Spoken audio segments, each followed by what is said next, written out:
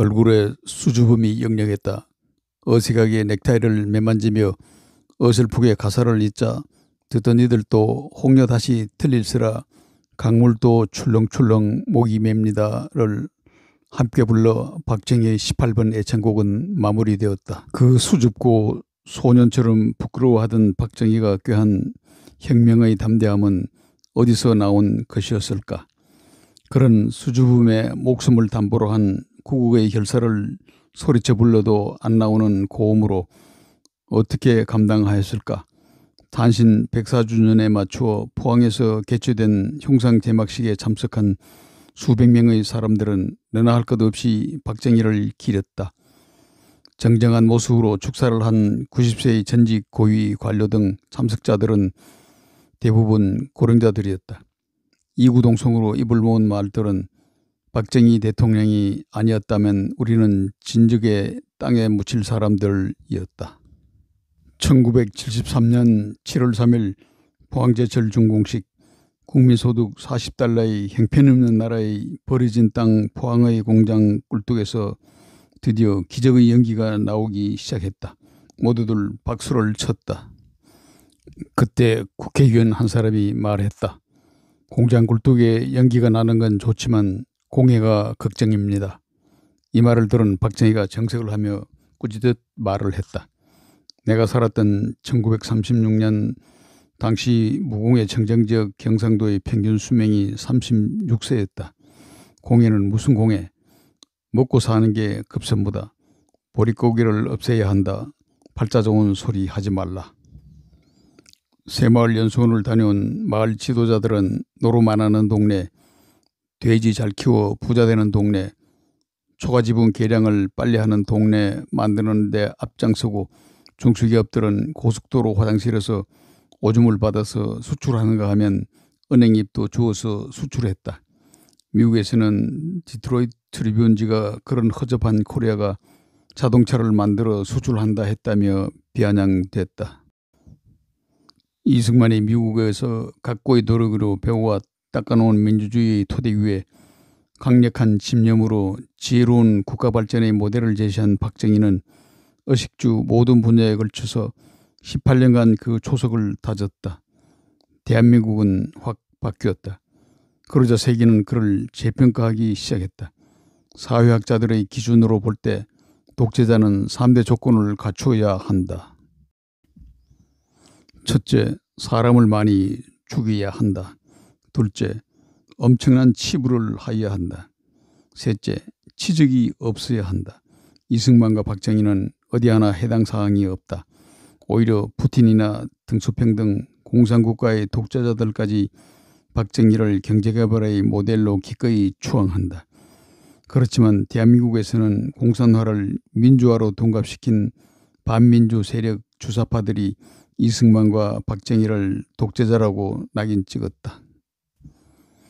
전 KCIA 문정관 케네스 알프레드 캠페는 1961년 11월 존 F 케네디 미국 대통령과 당시 박정희 최고회의 의장의 역사적 면담을 주선한 후 귀로의 박정희가 이승만을 직접 만나고 싶다는 희망을 피력하며 하와이 군 병원에 입원한 이승만과 독대하게 했다. 이 박사는 눈물을 글썽거리며 반가워했고 1시간가량 계속된 전직 대통령이자 국부인 이승만을 병석으로 찾아가 위로한 그 자리의 분위기는 매우 따뜻했다. 케네스의 회고다. 우리가 민주주의 국가에서 자유를 누리는 무리라면 그 근원이 되는 이승만이라는 셈이 있고 우리가 그 토대 위에서 세계 10대 부국의 풍요를 누리는 나무라면 그 영양을 제공한 박정희 같은 뿌리가 있을진데 주사파라는 이념은 샘에 독을 뿌리고 나무를 뿌리째 뽑고 있다. 공산화 운동을 민주화라고 우긴 그들이 독재자의 자금이라며 찾으러 간 스위스에 300조 원은 당초부터 없었다. 대신 세계 부자들의 비웃음만 있었다. 부자가 된다는 게 쉬운 일이 아니라는 걸 부자들은 너무 잘 안다. 어렵게 일구었기 때문에 그것을 후대에 세습시키기 위한 엄혹한 가문의 철학이 있었다. 370여년간 부를 세습해온 이탈리아 메디치 가문은 첫째, 유능함을 드러내지 말고 몸을 낮출 것. 둘째, 언제나 대중의 편에 서서 피렌체 시민들과 함께할 것. 셋째, 의리와 신용을 중시할 것을 신조로 대물림했다.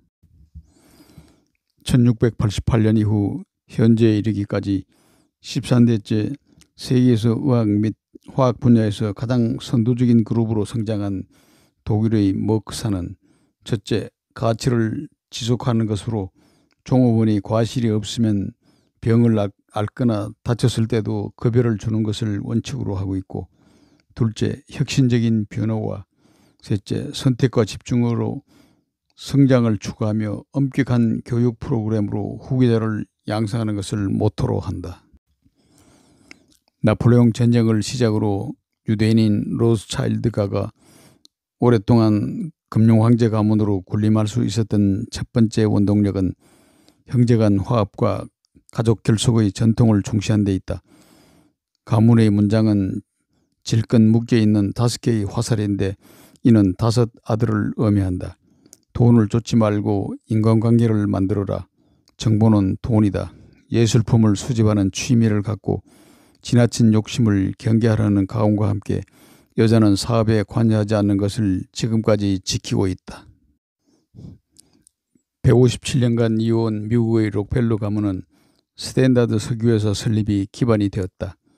미국 석유 생산의 95%를 독점할 정도로 온갖 수단을 동원하여 부를 축적했지만 프로테스탄트의 윤리를 강조했고 뉴욕시 수돗물 정수시설과 운영비용 전액을 지금도 부담하고 있다. 이처럼 세계의 부호들은 선대로부터 내려온 가문의 철학이 있게 마련인데 어디서나 공통점이 있다. 바로 노블리스 오블리주, 국가를 위한 부의 사회 환원이었다.